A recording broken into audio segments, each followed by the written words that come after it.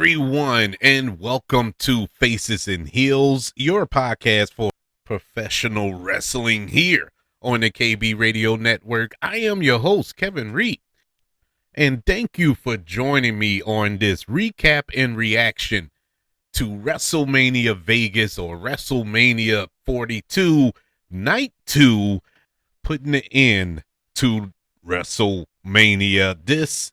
Uh, this this this night, I'm so perplexed here because I just don't understand it. I don't understand. I I've loved night two. Night two was WrestleMania. Every match on this card hit. Every single one was a banger.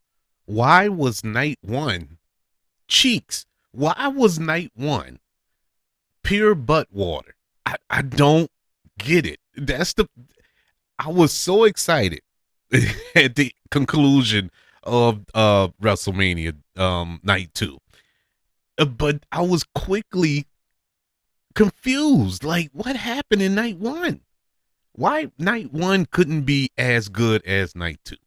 Or just a little more effort. Number one, the matches were longer. Now, it was a shorter card tonight. We only had 6 matches as opposed to 7 in night one. Maybe that played a part. I don't know. But the matches were longer. There was more story told in the matches. In this main event, my God, the main event of night 2 was probably the best match I've seen on WWE in a very long time. I would say it was one of the best WrestleMania main events I've seen in about 20 years. And I know everybody clamors to the Avengers Endgame main event at WrestleMania 40. That was good, but it was too much going on. It had a lot going on there. I enjoyed it. Don't get me wrong. It was great. Cody finishing the story and all that. Awesome. Final balls. Cool. But this main event, there was no outside interference. We didn't get Bloodline rushing in because I was waiting. I was waiting for the Bloodline to be involved. But no, this was a straight up man-to-man fight. It was a big fight feel in this match. Amazing. It was, oh my God, it was such a joy to watch. In every match on this card, I'm not going to say match that energy because that match was one of one, but it was a great compliment to the main event. Our first match was Brock versus Oba. Second match, we had the 6-pack ladder match for the Intercontinental Championship. Penta, Javon Evans, Dragon Lee, JD McDonough, Rusev, and Rey Mysterio.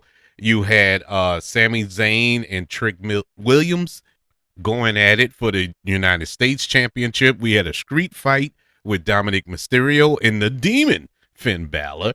You had a WWE Women's Championship match between Rhea Ripley and Jade Cargill. And, of course, the main event for the World Heavyweight Championship between the OTC Roman Reigns and the best in the world, CM Punk. Let's dive in because I have a lot to say. Unlike last night, I have a lot to say. So I'm not going to prolong it by yammering on. Let's jump right in to these matches. The night began, of course.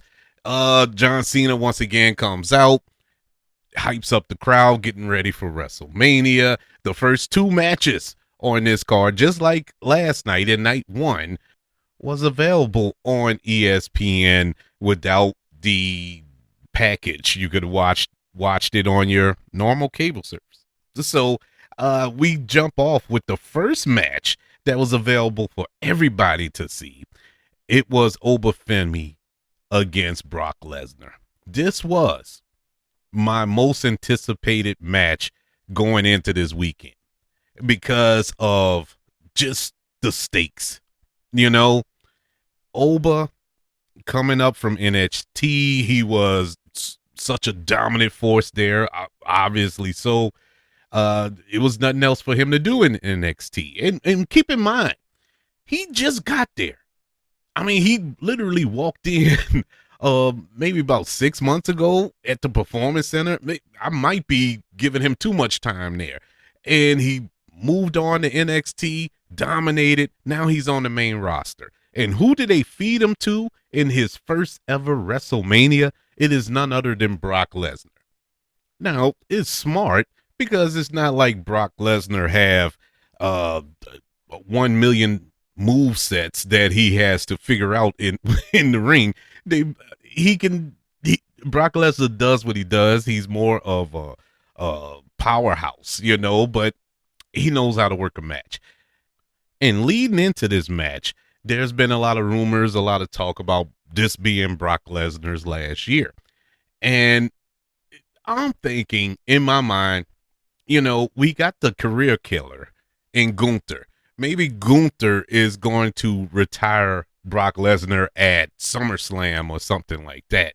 That's where my mindset was. And so this match, I knew that something was going to happen.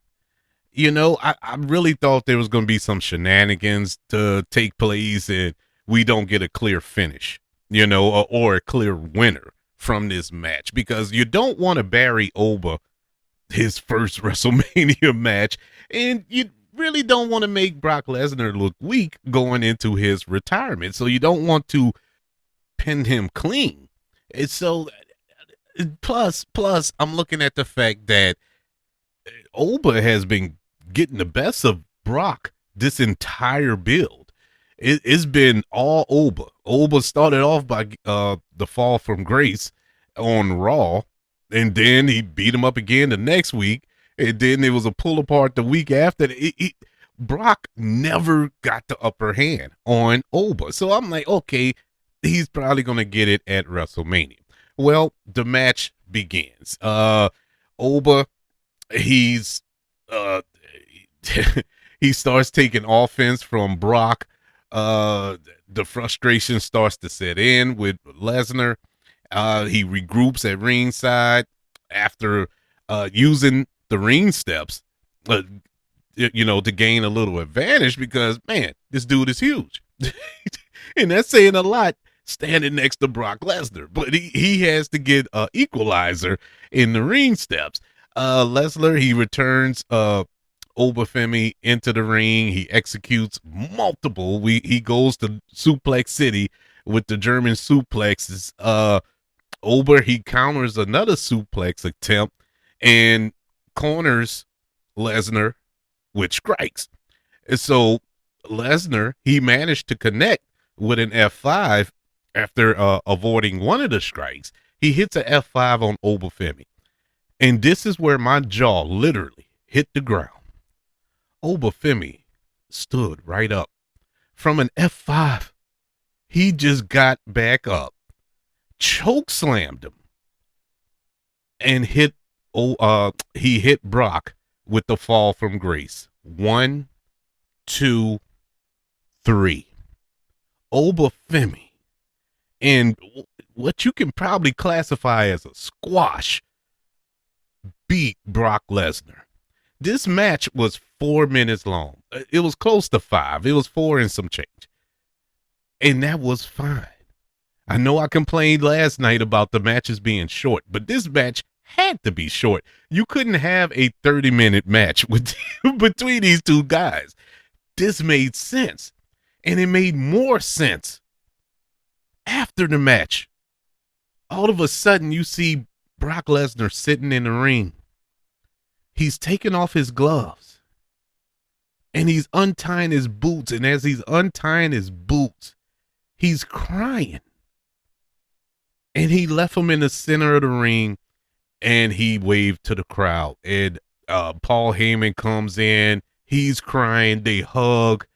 They're going up the ramp, still emotional. Everybody is, thank you, Brock. Thank you, Brock. And he leaves. I'm going to tell you the God honest truth. I never was a big Brock Lesnar guy. I respected him in the ring because I think Brock Lesnar is very slept on as a wrestler. as a professional wrestler, as a WWE style professional wrestler. I'll put it like that. He works with anybody. You think Brock Lesnar would be like this guy? Oh, I'm not working with him. I'm pretty sure there's a few performers that he didn't want to work with. I know one in particular, Jinder Mahal. He didn't want to work with, which is understandable. But he works with anybody, small guys, big guys, and he makes it work. And he will sell for anybody. He is very giving in the ring. And a lot of wrestlers they interviewed throughout his career have said Brock Lesnar is one of the safest performers in the ring. He protects his opponents.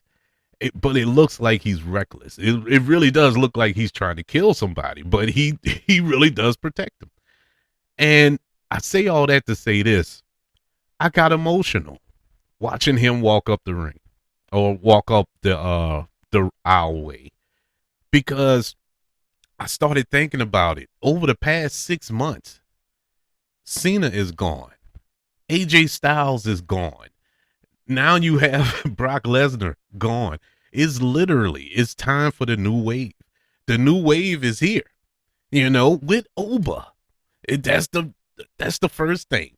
And it was time. It's not like it's a premature thing. It's time for Brock to go. What else is there for him to do? What else is there to prove? He's going to go after a championship? How many more championships he needs to hold? And then who's going to take it off him?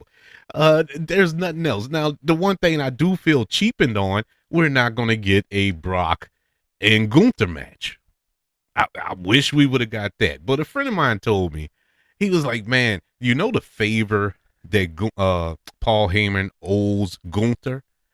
What if the favor is I want to face Lesnar at SummerSlam or something like that?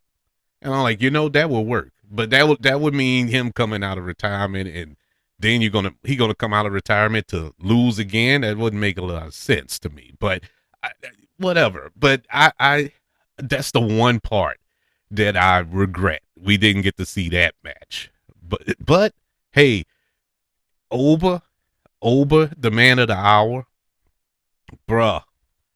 This is amazing, man. This is awesome. I am so happy for Oba. I love Oba. You ever I don't know, throughout your lifetime being a fan of professional wrestling, of WWE, and you get these superstars. Some you have to learn to love. Some you have to really start investing time in to really learn about them, to start loving them and respecting them as wrestlers. But there's a special couple of wrestlers that come along and just immediately you love them. Immediately you're a fan. That's where it was with me with Oba. And as soon as it was just his aura, it's something about him that you just saw. It was special. And this is before he even got in the ring. I remember when he came up on NXT and he was a part of that, what they call them, the Rising Stars or something like that, the new generation coming up. And he just stood out to me. And the fact that he got this moment at WrestleMania versus Brock Lesnar is amazing. Plus, another tidbit, it feels good. The complaint against Brock Lesnar was that he always squashed black wrestlers. It was Kofi. It was not Lesnar, because I don't think they wrestled. But it was it was somebody else that was it Big E? I think it was Big E.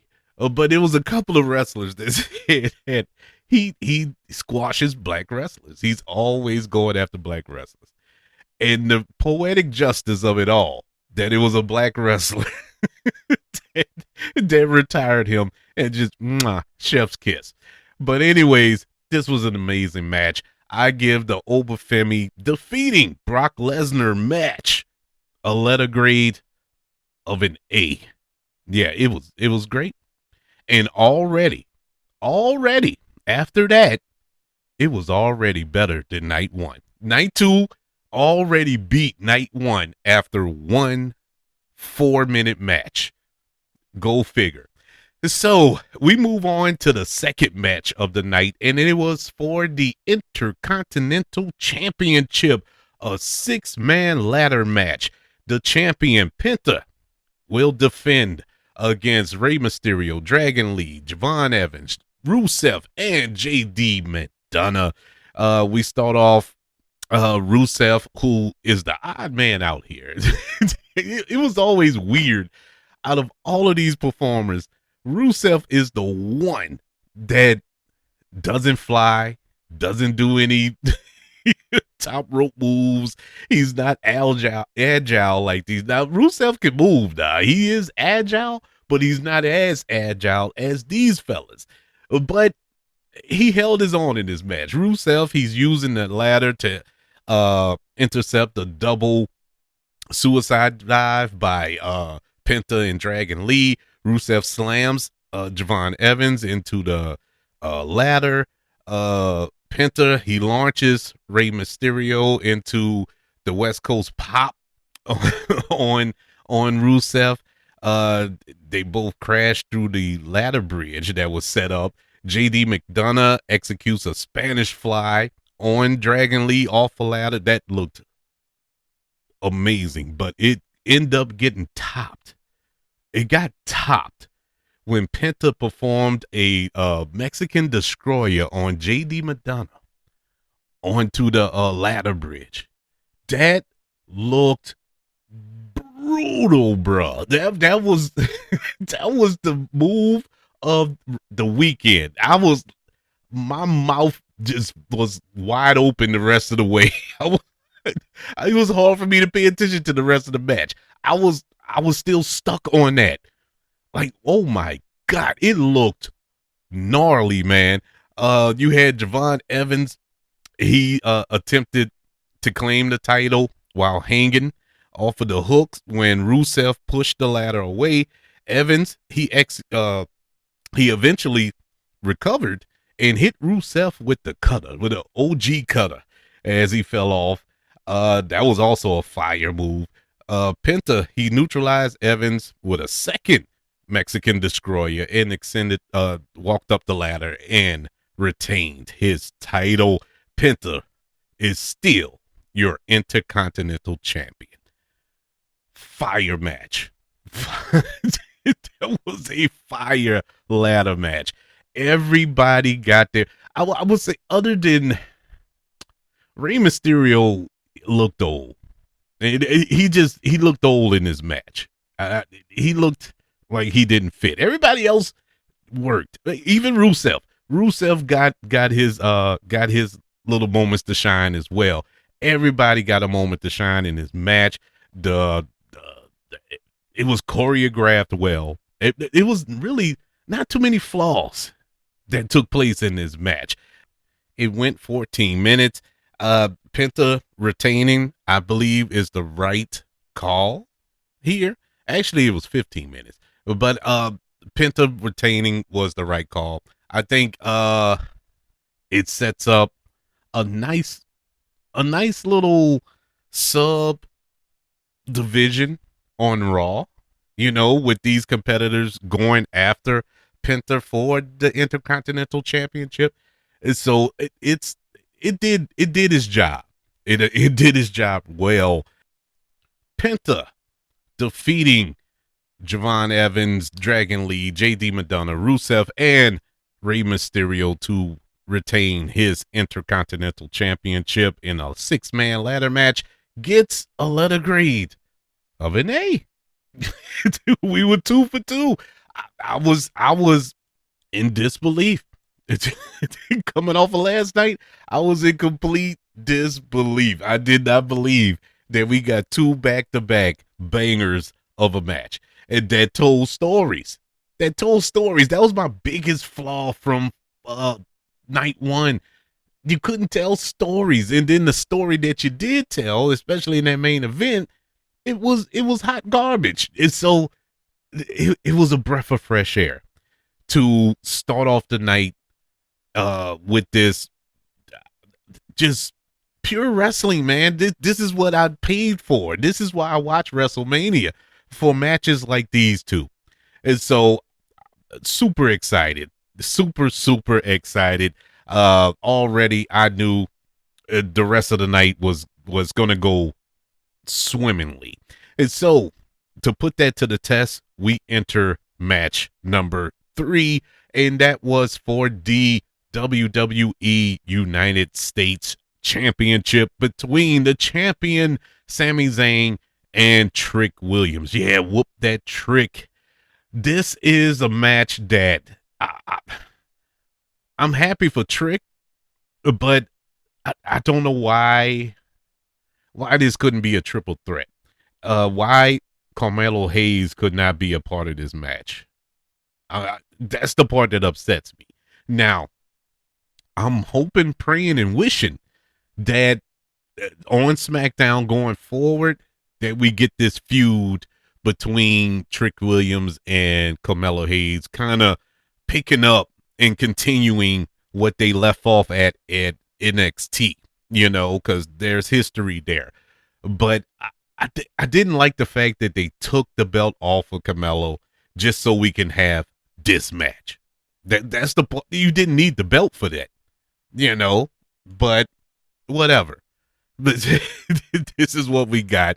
So our two competitors come out, and of course, Trick Williams is over, man. He is super over. Whoop that Trick.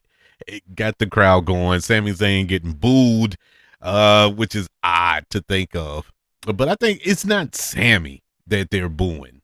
It's really just the way he's being booked. But that's besides the point. I loved the early on in the match, Trick Williams. He paid homage to Booker T. And if you know, you know. And if you don't know, it's Booker T is the one who helped get Trick Williams over in NXT. It was Booker T. Booker T was that drop. Not just Booker T, but he is one of the main ones to help Trick get to where he's at right now. And the mere fact that Trick used the bookend early on as a tribute to Booker T, it just immediately, I was like Captain America in Civil War when he said, I get that reference. And that's why I was pointing at the TV. I get that reference. It was beautiful. It was beautifully done. But unfortunately, it was a near fall. Didn't quite get the 3 count. Sami Zayn, he countered a Trick shot with a blue thunder bomb. Sami Zayn drove Little Yachty. Yeah, Little Yachty was there as well for reasons. But he drove him into the barricade before delivering a brainbuster to Trick Williams on the ring apron, followed by a Hallula kick. Then Little Yachty, he clotheslined Sami Zayn over the top rope while the referee was distracted with Trick. So Trick capitalized with a spin kick for a close 2 count after dodging a Hallula kick, and then Trick Williams connected the Trick shot to capture the 1, 2, 3 and the United States Championship at WrestleMania. This was fine. This was the first this is give you a little spoiler alert. This was the weakest match of night 2, but it was an all right match. This match, even though it was the weakest of night 2, still is 10 times better than anything we got in night 1, and that's saying a lot. But this was still fine. I'm happy to see Trick with the gold. This is going to be interesting. The only thing worth watching on SmackDown is Trick celebrating with the gold. And like I mentioned earlier, this opens the door for a potential feud with Carmelo Hayes. And we know that they have awesome chemistry going forward. What's next for Sami Zayn? I have no clue. I have no idea. Where does he go from here? It's concerning, honestly. But good on Trick. I give the match between Sami Zayn and Trick Williams where he won and became the new United States champion a letter grade of a B minus. Yeah, it was fine. It was above average, you know. Quick match. It was only 9 minutes long. I think is the shortest match on the card. Well, second shortest, of course, the Oba and, and Brock Lesnar, if you want to constitute that as a match. But it did what it was supposed to do. It wasn't really much there. And so what they had, they worked it. And good on them. Good on Sammy for working this match and making Trick look good. And allowing Trick to go over in this match. We move over to the beef between Finn Balor and Dominic Mysterio for our next match. We know that they were a part of Judgment Day. They've been teasing this match, my God, for about 2 years now.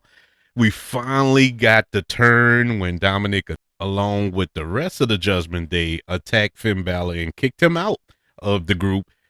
And we got this match, and Finn Balor dug up the demon for this match, and it ended up being a street fight. We started off with their intros. Dominic had a pretty unique introduction, and then we get the demon coming out with his intro, which was pretty cool. It was good to see the demon back on TV. But Dominic started off, he fought the demon. He attacked him with a suicide dive and with a kendo stick. Finn Balor reversed a suplex attempt to drop Dominic Mysterio into a pair of chairs. That looked brutal. This match was brutal. It was more brutal than what I was expecting. To be honest with you, I didn't know this was a street fight until until I was watching the match. But this was brutal, man. This was a hardcore match. It was a throwback to the Attitude Era. But anyway, he threw him into the chairs, or caused him to fall into the chairs, however you want to word it. Dom, he later executed a 619 and a frog splash, but only got a 1 count. He got a 1 count on Finn. Finn stood right up, or sat right up. Dom drove Balor through a table with a super kick. He put a steel chair on front of Finn Balor's face, leaned him up against the ropes, and hit a 619. That was cool, man. I wasn't expecting that. At least I never saw the 619 performed like that, or executed like that. But Finn Balor retaliated with a sling break and a series of shotgun drop kicks, one of which was delivered while Dom, he had his neck inside of a chair, or his head inside of the chair, and he did the move. Bro, I'm telling you how brutal this was. And that allowed Finn Balor to lay Dom on top of one of those Slim Jim tables and perform the coup de grace for the 1, 2, 3. The demon Finn Balor comes out victorious against Dominic Mysterio. I liked this match. I liked it. I didn't love it. I liked it. It did the job. But once the demon was implemented into it, I knew who was going to win. It was going to be Finn Balor, because the demon is undefeated. No. Demon ain't undefeated. Who defeated the demon? Was it Bray? I don't know. No, it wasn't Bray. I can't remember who defeated the demon. It was the last time we saw the demon. Anyways, he has a pretty good record. Let's just put it that way. But I knew that Finn Balor was going to win this match. But it was still a decent match. Like I said, much more brutal than what I was expecting. But no blood, shockingly enough. And I know why, because they were saving it for the main event. But it you could have used a little color for for some of them brutal spots that they were doing. Yeah, you kind of needed some color there, but nonetheless, the Demon Finn Balor defeating Dominic Mysterio in a street fight match that went 13 minutes long. It gets a lot of grade of a B minus. Yeah, man. It was a really good match. It was fine. It didn't set the world on fire. It was basically a hardcore match. But does that end the feud? I don't think it ends the feud, but we'll see. We'll see going forward on Raw. I think Finn needs to go after some gold. That's why I'm kind of hoping that Dom still had the Intercontinental Championship going into WrestleMania, so Finn can defeat him for it. But they let Penta get in, and that was the right choice. In hindsight.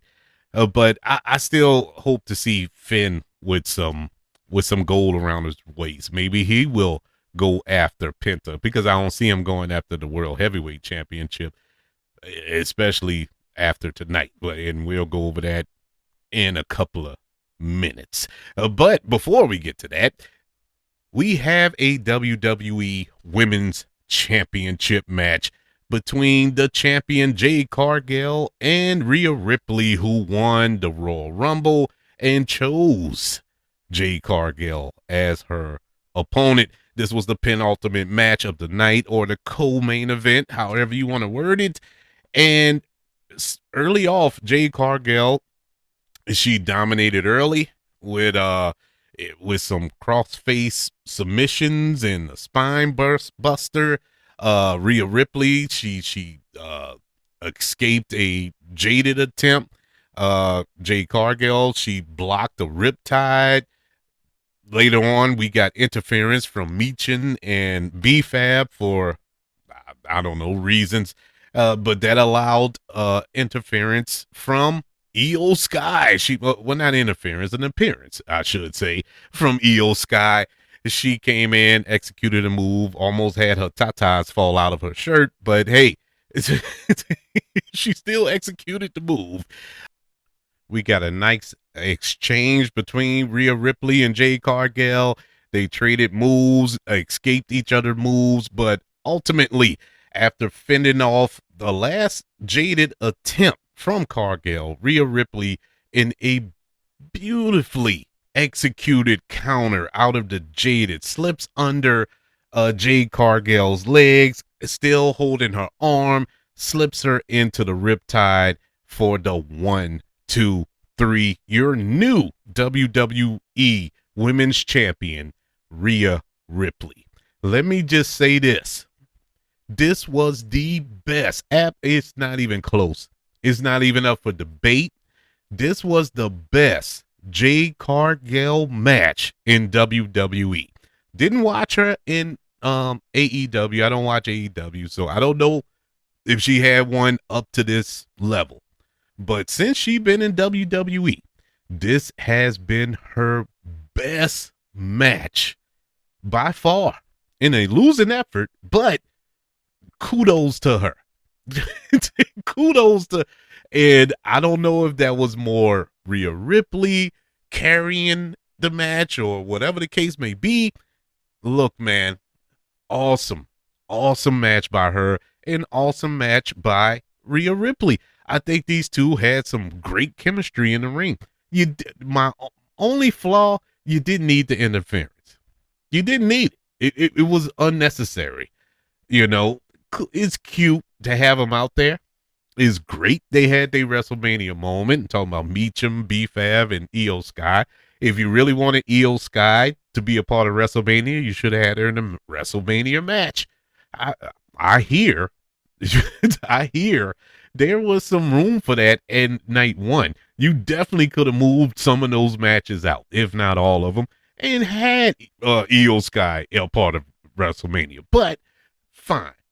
But overall, top to bottom in this match between these two women, amazing. And I didn't realize how big Jade Cargill is until she literally was fighting Rhea Ripley, because Rhea Ripley isn't small. I mean, she isn't big, but you know what I'm saying. she dwarfed her, and Rhea Ripley struggled with her. Man, it was nice. It was whoever produced that match. Good on them, man. Good on them. I give this match between Jade Cargill and Rhea Ripley, as she became the new WWE Women's Champion, a letter grade of a B plus. Yeah, this was good, man. This was really good. It's really, really good.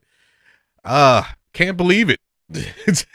I couldn't believe this was my least anticipated match of all WrestleMania, believe it or not, because of Jade Cargill.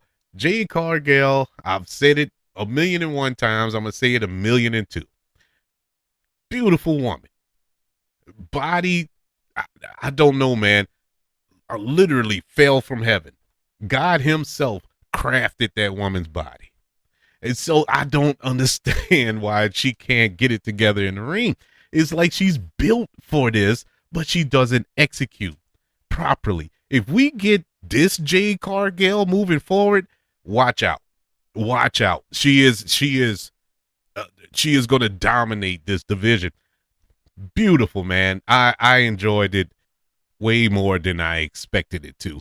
And so once again, before we got to the main event, we got our host for WrestleMania, John Cena, coming out to announce the crowd attendance number, and I think it was 55,000 and something. I forgot what number it was, but it was way more Sunday night than it was Saturday night. Those were the smart ones.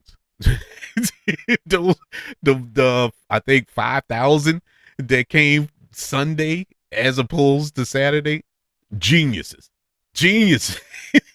Because there's no way I would have spent all that money to watch that. That was brutal. But before John Cena could leave out the ring,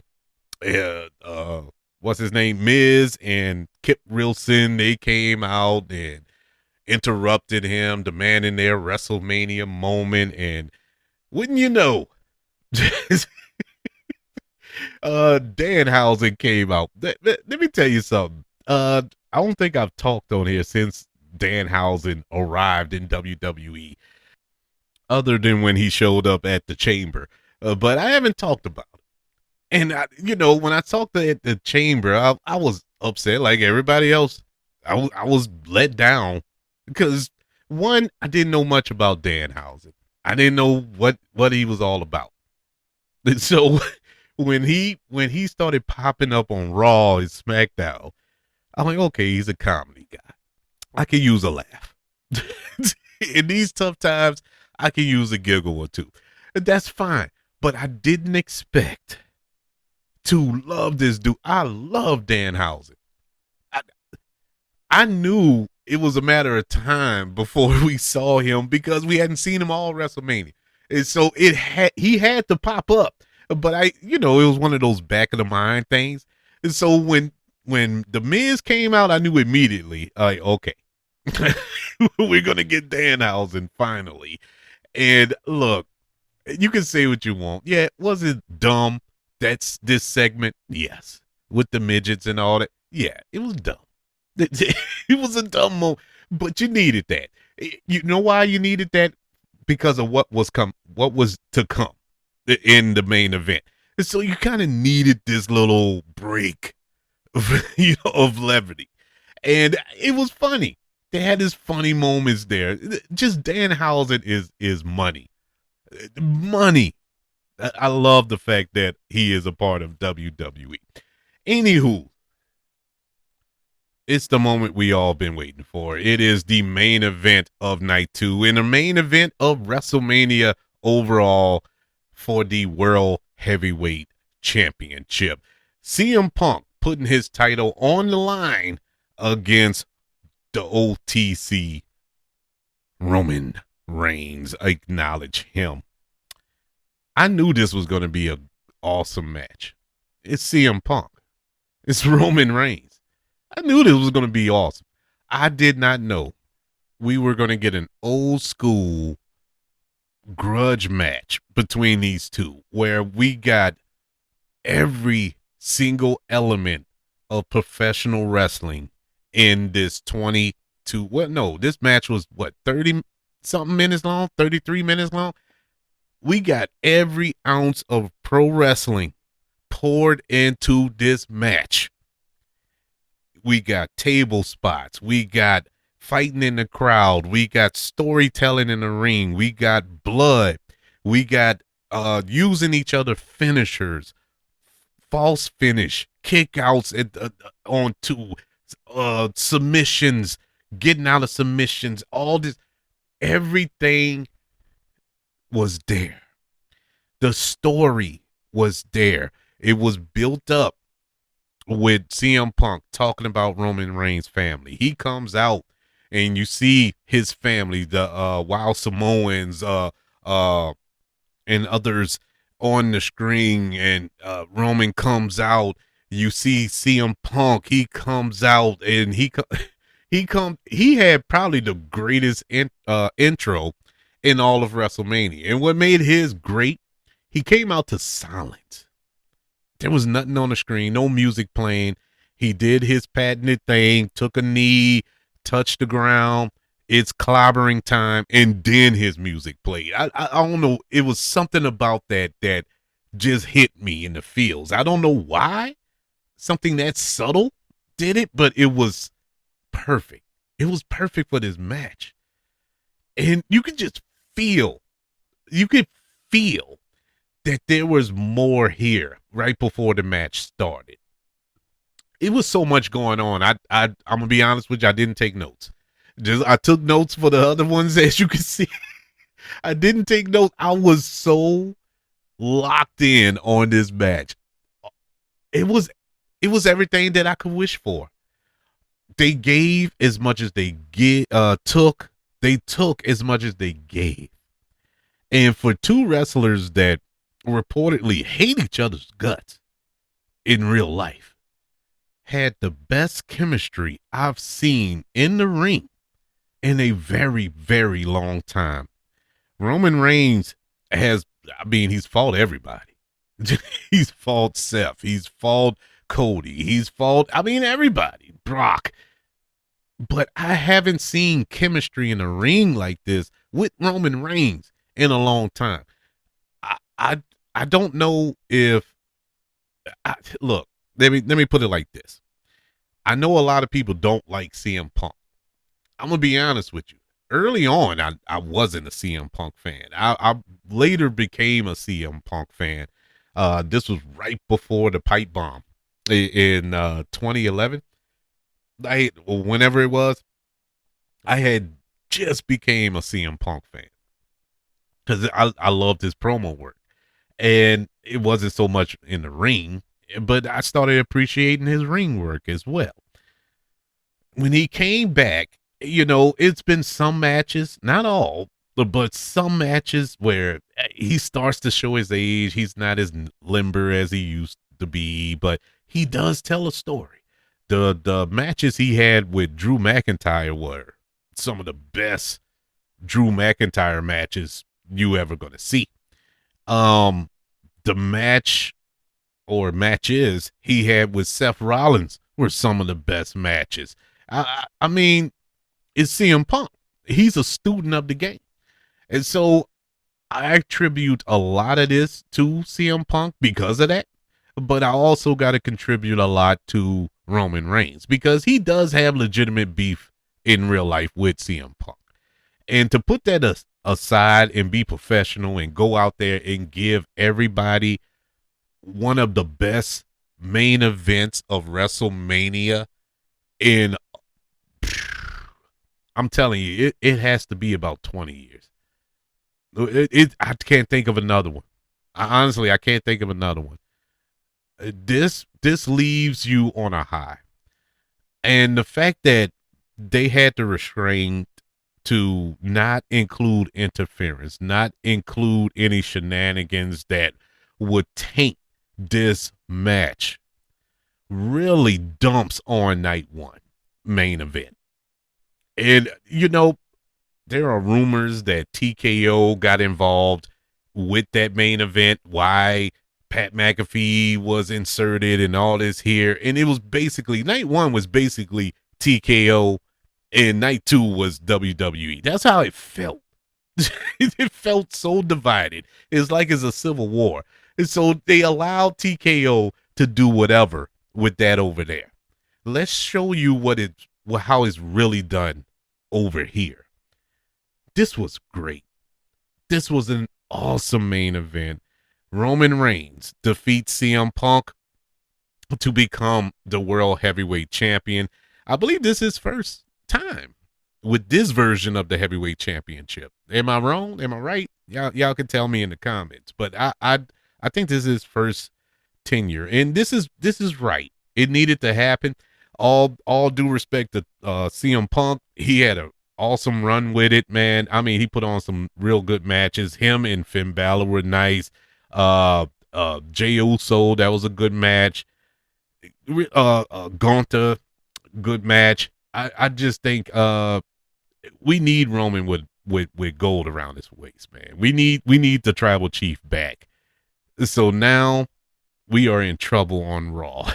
Now Raw we got a new king, and I can't wait. This is a new era. This is going to be fun to see. But I give this match between CM Punk and Roman Reigns, who becomes the new World Heavyweight Champion, a letter grade of an A+. This was perfect. No notes. This was perfect. Night 2 was close to perfect. This was WrestleMania. This is what WrestleMania is. This card, all 6 matches were great, and I can't be prouder of everybody who was involved. I just don't understand how we got it's so much of a difference. It's not even like it's off by a little bit here. Oh, there was 1 or 2 matches that didn't work, but overall they leveled up. No. No, it is a huge difference between night 1 and night 2. Night 1 felt like an episode of Raw or SmackDown. Night 2 felt like WrestleMania. I don't understand it.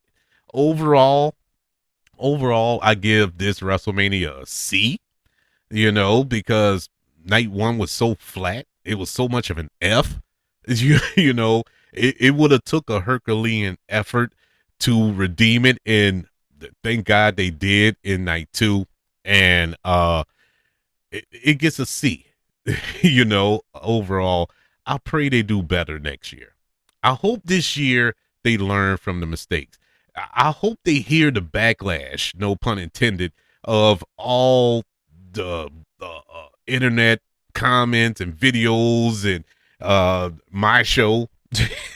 If they wander upon this little show, that people just hate it. It wasn't like they disliked it. They hated night 1. Everything about it. There's not one good thing to come out of night 1. And I don't know. Other than the Gunther and Seth Rollins, let me give respect where respect to. And maybe Jacob Fatu and Drew McIntyre. That's about it. That's it. I can't stretch it no further. Everything else was dog water. But that's just one man's opinion. I would love to know, what did you think of WrestleMania as a whole, but especially night 2? What was your favorite match? Do you think the Roman Reigns CM Punk match was the best main event in a very long time? I'm not going to say all time, but in recent memory. I would love to know your thoughts. Email the show, kbradiopodcast@gmail.com. You can also search for the show on all social media platforms. Just search for the KB Radio Network. Also, don't forget about YouTube. Subscribe to the KB Radio Network channel and like this video if you don't mind. Don't forget about the 5 stars, the reviews, and sharing this show if you're listening on Apple Podcasts, Spotify, iHeartRadio, wherever you are currently listening to Faces and Heels here on the KB Radio Network. Everybody, thank you for joining me for these 2 nights of WrestleMania, which should have took place in New Orleans, but it didn't, and I'm still mad at them about that. In any event, we'll be back in a couple of weeks, I think. 3 weeks for Backlash. Until then, y'all be blessed, and I'll see you then.